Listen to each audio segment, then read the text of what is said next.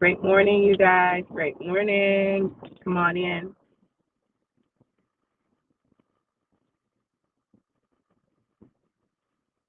Come on in. Come on in.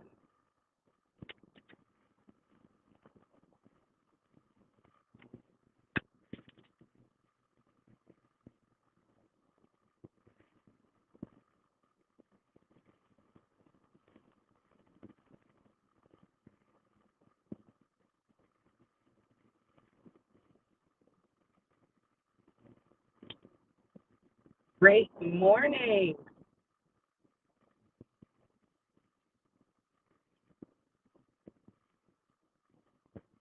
I'm excited for today's word.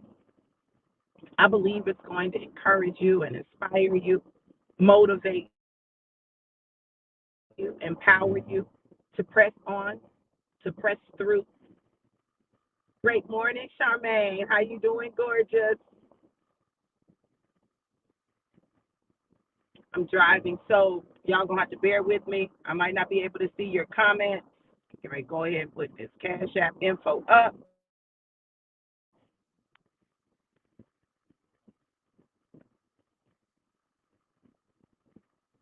All right, listen. For those of you who have been following, this is my wedding week, right? This is the week I say I do to Reverend Timothy T. Johnson, okay? So we're dealing with wedding stuff. I just got my hair done last night. Listen, it's been a journey. We're trying to knock stuff out, get things done. There's always a press, right? When you're getting close to a major breakthrough. So we've been in the press, right? And most of the people that I'm connected to have been in the press. Good morning, baby. Thank you for sharing. Um, I just came to encourage you. Listen, I don't know about you, but I just can't give up now. Listen, when the songwriter said, I just can't give up now, I've come too far from where I started from. Nobody told me the road would be easy. I don't believe he brought me this far to leave me. Baby, that right there, oh, that's my truth, and I'm standing on it. I'm standing on it 10 toes down. Listen, the things that you've gone through in your life, the situations that you've overcome, the challenges that you've conquered, all of that, and you think that God just gonna drop you now?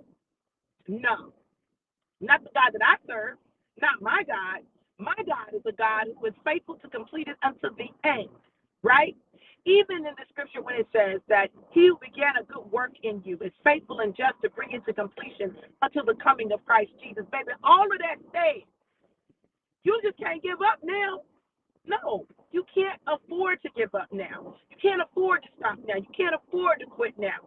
I was literally listening to the focus for today for the saboteur, the positive intelligence saboteur program, and he talked about digging a well. He said some people will start to dig a well. They'll get 10 feet in and they'll say, oh, nothing's happening. Let me dig somewhere else. So they dig somewhere else and nothing happens. And they dig somewhere else and nothing happens. But what they didn't know was that if they dug 5 feet deeper, they would have hit water. If they just dug 5 feet deeper.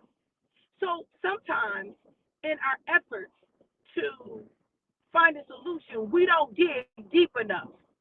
My God, I hear you, God. We don't dig deep enough. Because if we just dig deep enough, the solution is there.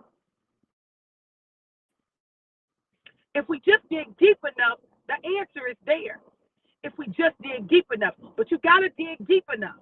See, it's easy to dig and get tired and then say, okay, that's all I can do. It's more challenging to keep digging all the way through, to finish it all the way through, to go all the way through and see what the end is going to be. It's more challenging. It is. It's easier to think, oh, I'm just going to stop and I'm going to start something new. Starting something new is not always the solution. Sometimes the solution is that you got to look at you. Sometimes the solution is that you got to dig deeper in you. Sometimes the solution is you just got to keep pressing. Sometimes the solution is that you got to go harder. Sometimes that's the solution. It's really that simple. It's not complicated. There's not this complex formula that you got to figure out. You just got to keep going. You know, they talked about push, pray until something happens. You know, persevere until something happens. You know, sometimes you just got to let your perseverance do the work. Keep going. You just can't give up now. Not now. Not right now. You're too close. You're too close. It's like in the text when God talks about, would I bring a woman to the point of delivery only for her not to deliver? See, I think that we think that God is like people. See, people are fickle, and people might be with you till they not with you, right? They be with you, and then it's almost there, and they're like, oh, man, I can't. Oh, man, I got to go. Oh, I can't do it. Oh, sis, I can't. Listen, let me tell you something, and I want y'all to hear me and hear me clearly when I say what I'm about to say, because I'm saying it with my chest. You better get some people in your life who can be with you, rock with you, roll with you, ride with you, push with you until it breaks, until you get that breakthrough, until you get to that place of promise. You need some people in your life. I ain't telling you who you got in your life, but I'm just saying this. I'm saying what I'm saying, and I'm saying it with my chest. You need some people in your life that ride with you so hard that whatever you're going through, they're going to be with you through it. You need to get some folks like that in your life. Some folks who going to ride with you. Not just when it's easy. Not just when it looks good. Not just when it's beneficial to them. But who going to ride with you all the way through. All the way through. When it starts getting hard and other people start falling off, they like, I ain't going nowhere. We about to do this. When you start trying to faint, they say, hey, hold up. I got you. Even Moses had to have help. Moses had to have one on the right and one on the left to hold his arms up because the weight of the assignment was way too great. You need to get you some people in your life like that. I'm so incredibly grateful that I got some folks in my life that ride with me hard. They're going to ride with me till the wheels fall off. And when the wheel falls off, we're going to pick it up and we're going to carry it. Like, for real. That when it starts getting tight and we're finishing up things for the wedding and we're trying to figure stuff out, they're not going to be like, I don't know what you're going to do. They're going to be, hey, let's see what we can do. How can we figure this out? What can we do to help? You get these people in your life and they good as long as everything is good. You look good. Things are going good. Your money's flowing good. People liking you. You being visible. But let some stuff happen. Let some stuff pop off. Then they disappear. All of a sudden, you can't find them. They don't answer your phone calls. You show up at their house and you ring the doorbell and they act like you the Jehovah's Witnesses coming to visit. They're going to turn the lights off and hide. And let me say this. I'm not saying that anything is wrong with Jehovah's Witnesses. I'm not degrading Jehovah's Witnesses. I'm talking about how people act when Jehovah's Witnesses come to the door. So I wanted to clarify that. That was pretty insensitive. I just realized that. But we got to understand that in this journey called life, you're going to go through tough stuff and you need some tough people in your life. Now, see, this is the thing. See, you want to know why some people won't ride with you to the end? They don't even ride with themselves to the end. They don't even fight for them. How they going to fight for you? Like, what? They don't have it in them to do it. Some people aren't. They just don't. They just don't. They've never done it before. So they don't know how to push through that. They don't know how to get to the other side. What they've learned and what they've practiced and what's become their habit and what's become their behavioral response of choice is avoid.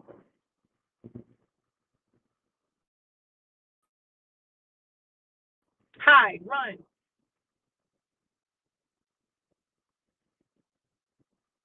I get it. I really do. I get it. I get it because I know that um, avoider is one of my saboteurs. When things get to be too much, listen, I'm not check, please, because I'm checked out. But this season, that can't be our response. This season, our response has to be looking things in the eye, facing them, having difficult conversations, saying the tough stuff. Even if people don't understand why you have to do it, you do it, right? Um, Pressing on, dealing with, addressing, facing your feelings and your emotions,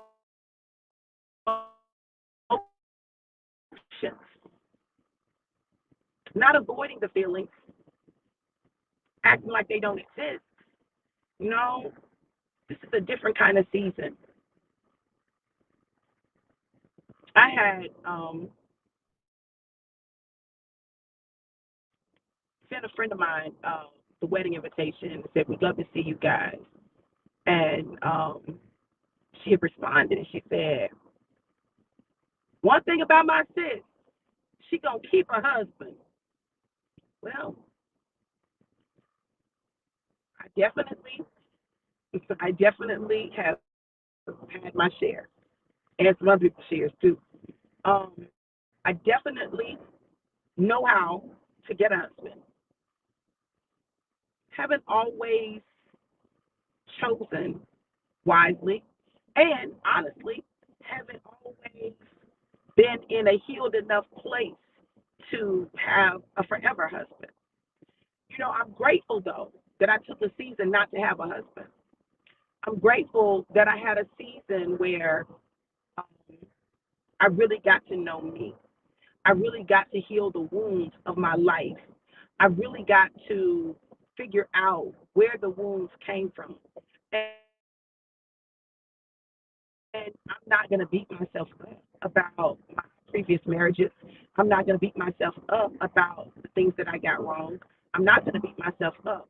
But nor am I going to use the fact that that's been my experience to stay in the same place or make the same choices.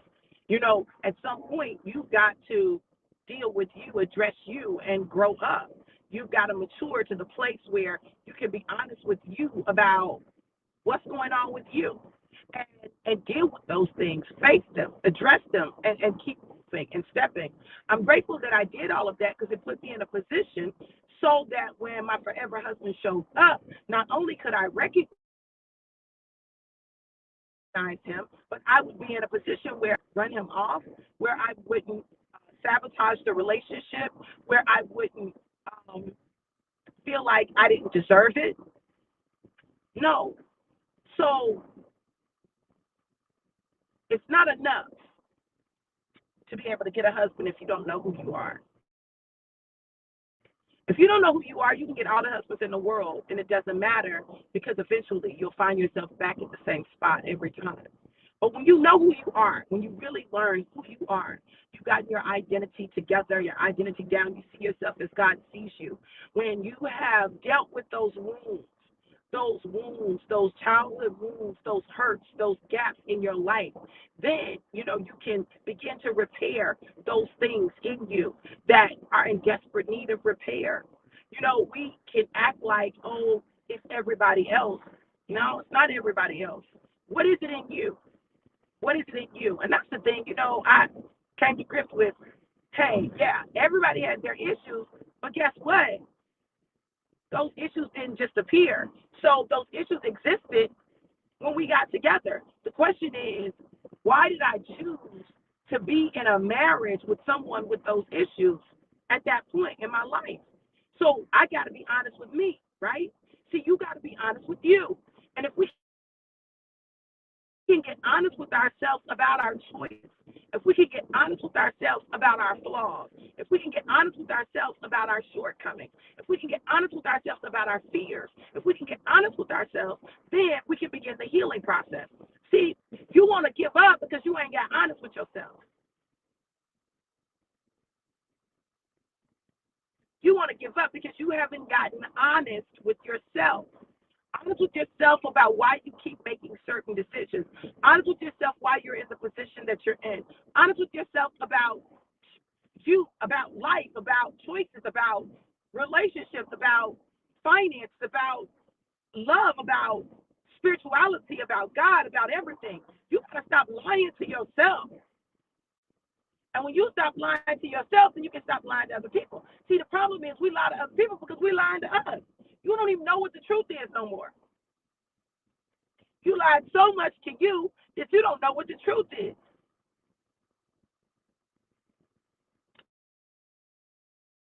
I just can't give up now. Listen, I pressed through too much. I pressed through too much. I've had too many losses. I've gone through too much for me to quit on me now. I'm not quitting on me.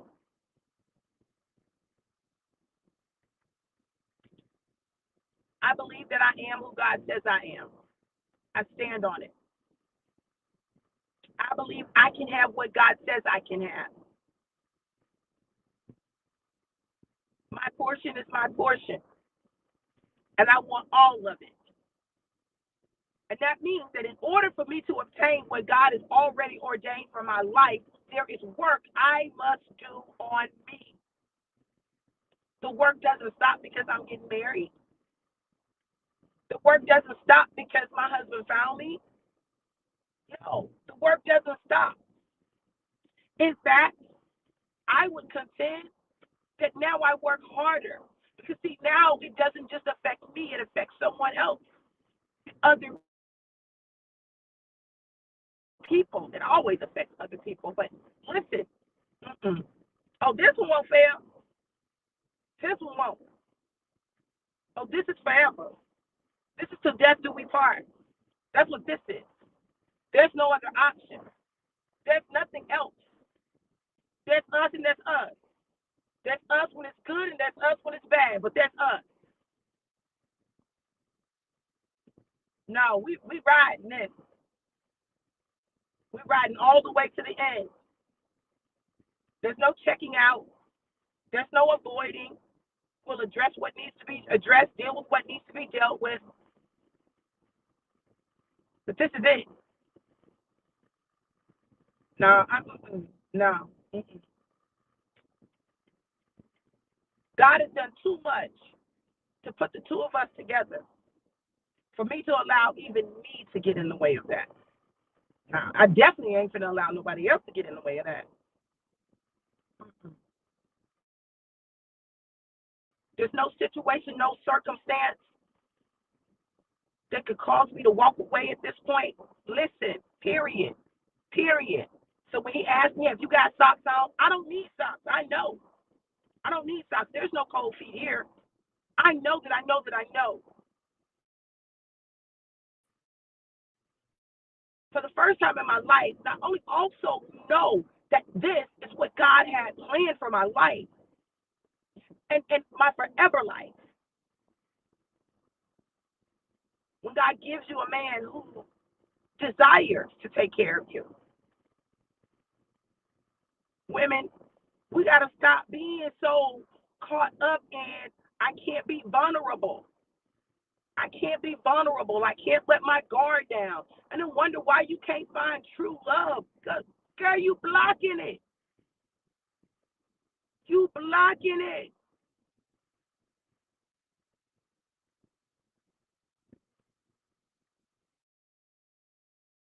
Stop blocking it. We've been so used to being in defense mode. I can't let my guard down. We've heard so many times and witnessed so many times women in our lives not having men who were consistent or who were providers or who were their security and their safe place that we automatically assume that we can't have it because we've not seen it. I made a decision that I was going to be vulnerable. Maybe it is what it is. Listen, y'all be like, Dr. V, you're so strong. I'm tired of being strong. Okay? I want somebody who's going to be strong for me. I want somebody who's going to figure it out for me. That's what I want. I don't want to be strong. I don't want to S on my chest. The only S on my chest I want is sexy. She's sexy, yes. I am not superwoman, but I am sexy. We want the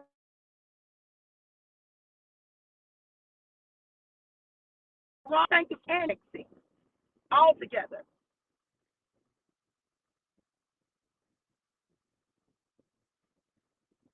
Somebody asked me, I keep getting asked this question. When am I going to do a master class on how to get a husband? They're going to be mad at me. They're going to be mad at me because it does no good to get a husband if you don't know who you are. So I can tell you all day long how to get a husband. But if you don't know who you are, you will F it up. We've got to learn who we are. We've got to learn who God has made us to be. And in learning that, yes, I can share some things with you. Absolutely.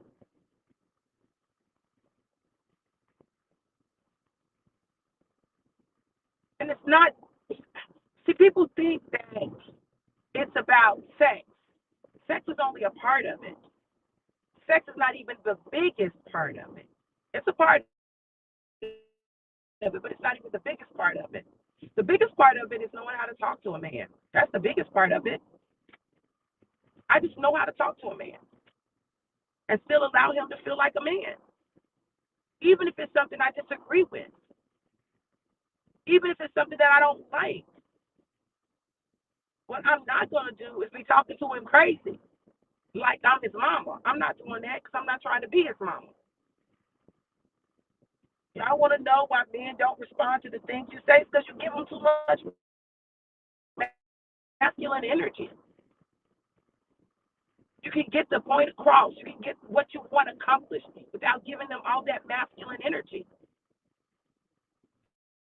You're rolling up all. Now, I'm not saying that I can't have that energy if I need to. But if I got to have that energy with a man, why am I with him?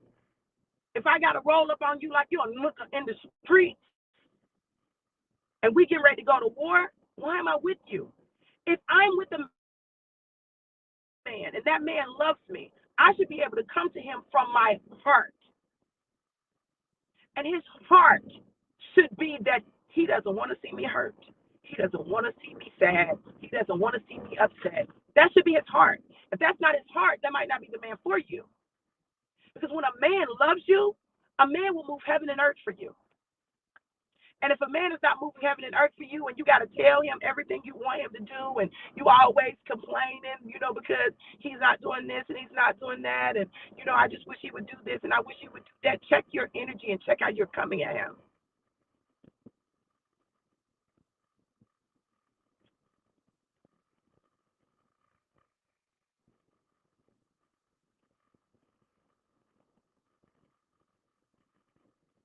When I deal with the men that I care about in my life, whether that's my siblings, my cousins, my nephews, my sons, my husband, my daddy, I come different from a lot of the women that they're used to. I'm not getting ready to be yelling at you. I'm going to talk to you. I'm going to share from my heart why I feel the way I feel, how what you did affected me, how I felt about that, how that affected my heart, my spirit, me, my person. Now, what you do with that is up to you. But what you do with that determines how I deal with you. And I ain't got to fight with you. I ain't got to argue with you. Those days are done for me. I'm done with that. I just have to adjust my movements. But I'm not going to give you that same energy. I'm not. And it's tempting. I'm not going to lie. It's tempting. It's tempting because I know how to match energy. I know how to match energy. I know how to be petty. I know how to be passive aggressive. I know how to be all of those things. I choose not to. Not in this season of my life. In this season of my life, I want to have real conversations. I don't have time for subliminals. I'm not doing all that. There's way too much work. Listen, say what you got to say. And if you can't say it, shut up. Don't drag it. Be clear. Have communication. Empathize. No, I came too far to give up now. I'm not turning back. I'm not turning back. No, I'm forward movement only. Only forward progression. Forward progression in my growth and development, forward progression in my relationships.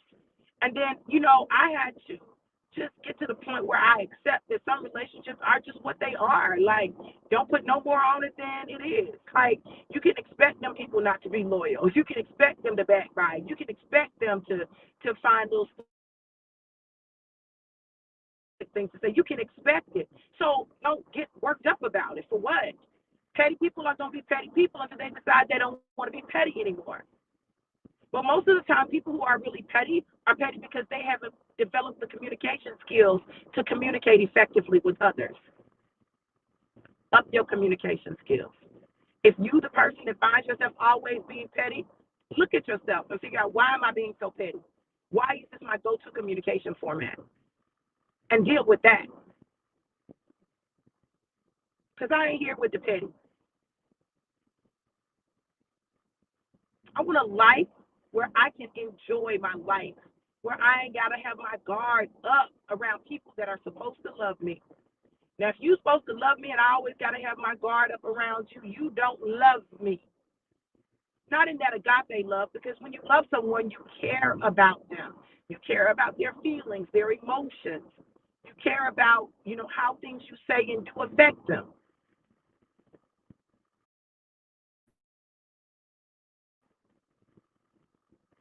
I'm far from saying that I've figured it all out and I've gotten it all right. I don't get it all right. But I'm too far along to quit now. Too far along to give up now. Too far along to say, hey, I'm not going to work on me. No, I'm going to work on me. And if I got it wrong, I'm going to say I got it wrong. If I have to apologize and repent and ask for forgiveness, I'm going to do that. But what I'm not going to do is allow you to hold things over my head forever. I'm not doing that. To hold me hostage to a choice that I made that was not the best choice, but I apologized or I repented from it. And similarly, I shouldn't do that to anybody else. Do you understand what I'm saying? See, we can't have these double standards operating in our lives. We got to deal with them. We got to address them. It's so much easier to see stuff with other people than it is to see it with yourself. No, I came too far to give up now. I came too far to quit now. I came too far to stop now. So, God, whatever you got to do in me, do that. Whatever you got to show me about me, show me that. Wherever I need to grow, God, grow me. Help me be the version of you that you created me to be.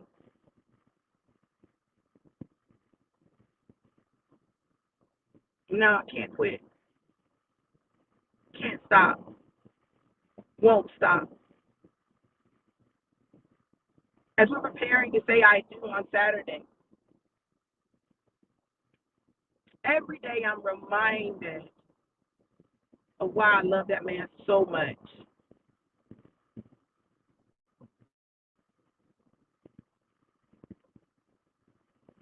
The way he lights up when I call, the way he's always trying to find something new, a new way to surprise me.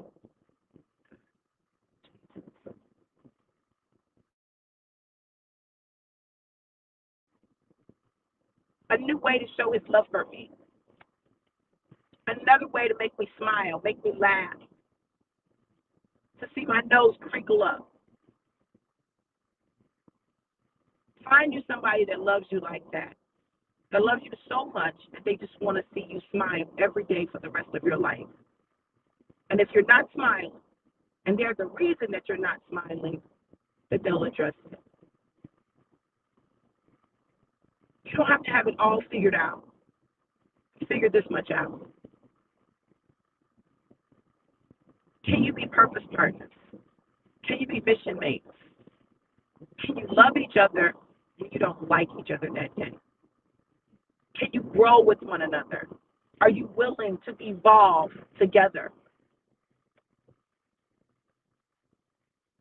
Are there some things that you can do together? to keep you moving in the right direction.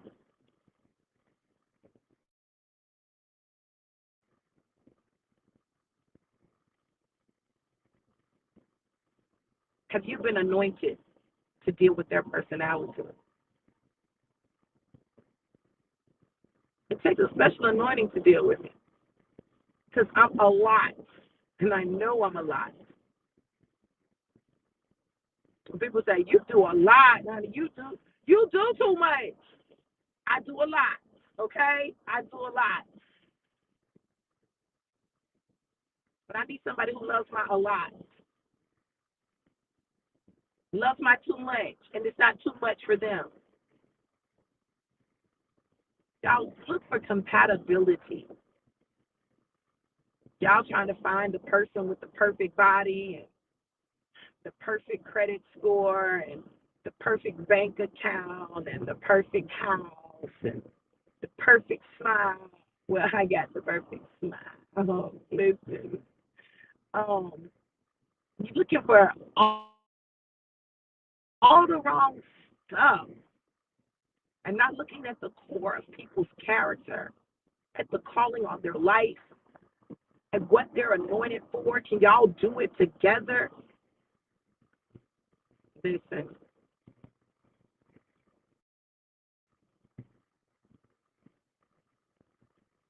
when you find out who you are and you can love and embrace you, then you can love and embrace someone else. I stopped putting pressure on me to be perfect. I started embracing who I am and identifying what's coming from a place of hurt and wounded. And I work diligently to understand where people are coming from, even if I don't agree with them. Even if I don't agree, I don't have to agree, but I want to try to do everything in my power to understand, empathize, figure out where it's coming from, and then move accordingly. You know, we've encountered people who said, you guys haven't known each other long enough. You don't really know each other. It's so funny because out the gate, you know, like we just were real transparent with each other. We probably told each other stuff that people would be just shocked at. Like, you really told him that? She really told you that? He really told you that? You really told her that? Yeah. And when it's too much, we let the other one know. Okay, that's too much. I didn't need to know all that. I disclosure to be something else, honey. But what I know about that is we can trust each other. Trust is everything to me.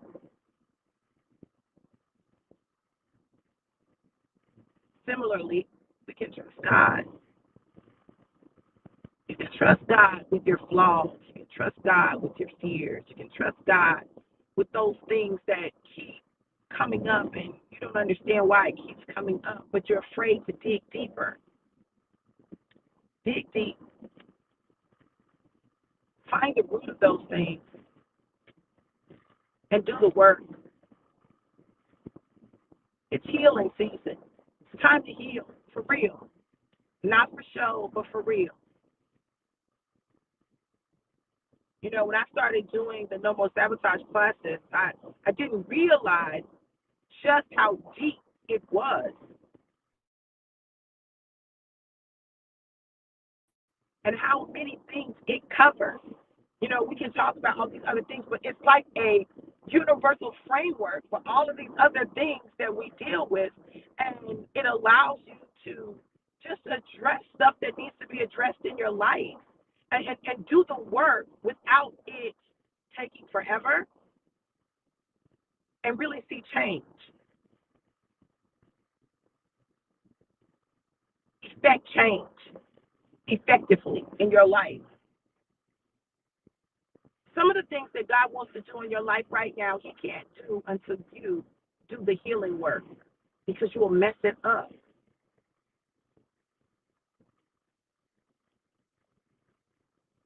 I was so excited when my baby was like, "When are you doing the no more sabotage class again? Because I need to take that class." I said, "What?" Okay, baby. And it's funny because we have some of the same saboteurs. That's why I recognize when stuff is going on. I'm like, that's the stickler kicking in.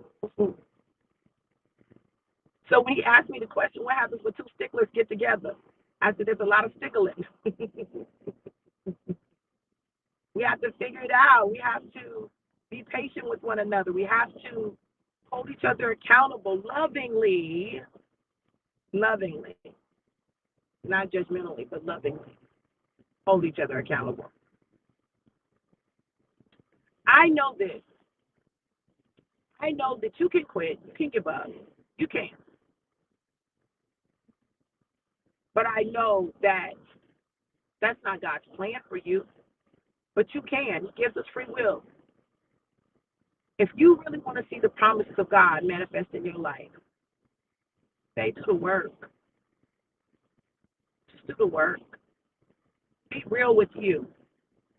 Can't be real with anybody else when you're not real with you because you don't even know who you are. You don't even know the real you. I was watching a movie yesterday as I was getting my hair done. This guy said, "You're not fun anymore. You used to be fun." And she said, "Yeah, I used to be fun because I just became whoever I needed to become in the situation because I didn't want to deal with my trauma. So now I don't know who I am because I've been so busy becoming what I think everybody else wants me to be." That's the pleaser.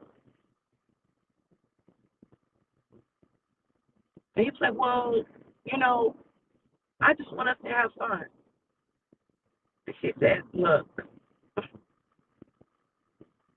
I've got to deal with this stuff in me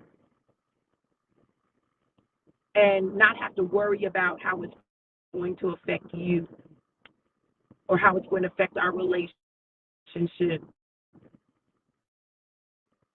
This was at their rehearsal dinner. No. What do you say? At the rehearsal dinner. "Baby, don't worry. I don't have no cold feet, and I've worked through the stuff I need to work through, and anything else that I need to work through, we can work through together." Damn, okay. I'm not sending subliminals, okay? But you all, we spend so much time trying to connect with other people before we've dealt with ourselves enough to be able to effectively and healthily deal with someone else. Heal. If you're single, heal. Heal. If you're in a relationship, heal. But know that your healing may cost you. Because once you heal and the other person is still in the same place, they're not going to like that healed version of you because it's going to show them how unhealed they are.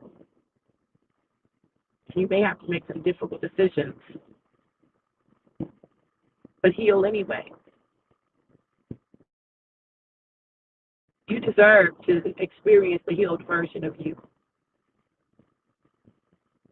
Now, this is not where I was going, but apparently I went here for a reason.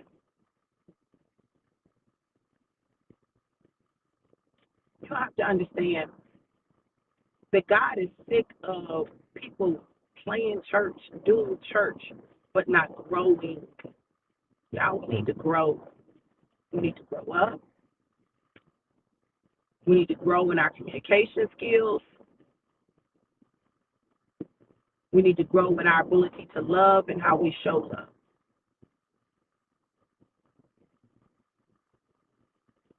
When the text says that love is patient, love is kind, it doesn't keep a record of wrongdoing, that's for you. So as I'm preparing, as we're preparing to say our I do,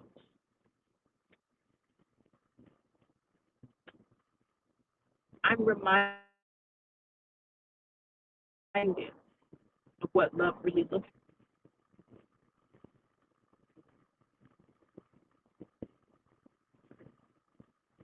And sometimes I slip and I have to check myself and catch myself. Habits are habits for a reason. It's a pattern of behavior that you become accustomed to engaging in. Check your habits, your communication habits, your thought habits, your behavioral habits. Check your habits. Some of them probably need to die and be replaced.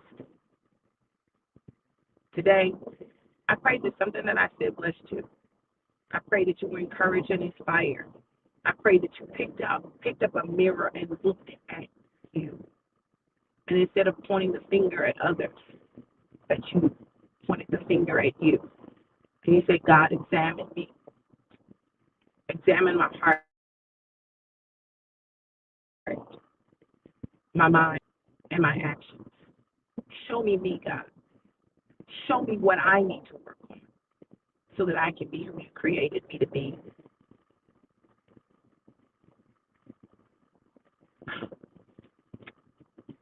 To 11 at 4 p.m., I become Mrs. Timothy T. Johnson.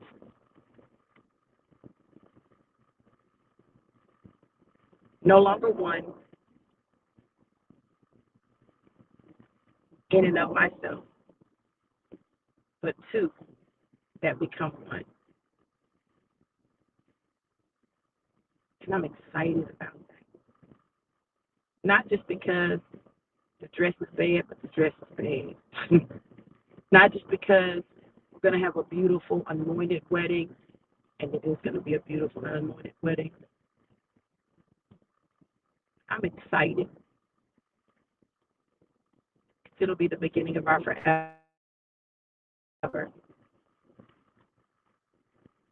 We get to create the marriage, the family, the experiences that we want, regardless of what we've had in the past. We get to create what we want. You all, don't give up. Don't quit. Don't stop before you hit water. Keep digging. Dig deeper. And watch what God shows you. I love you guys to life and life more abundant. If you want to sow a seed, into me, marriage, you haven't sown your manifested miracle seed for 2023, go to Cash App, $ DRV Walters, Cash App, $ DRV Walters, or PayPal.me/DRV Walters. What I'm going to tell you is this.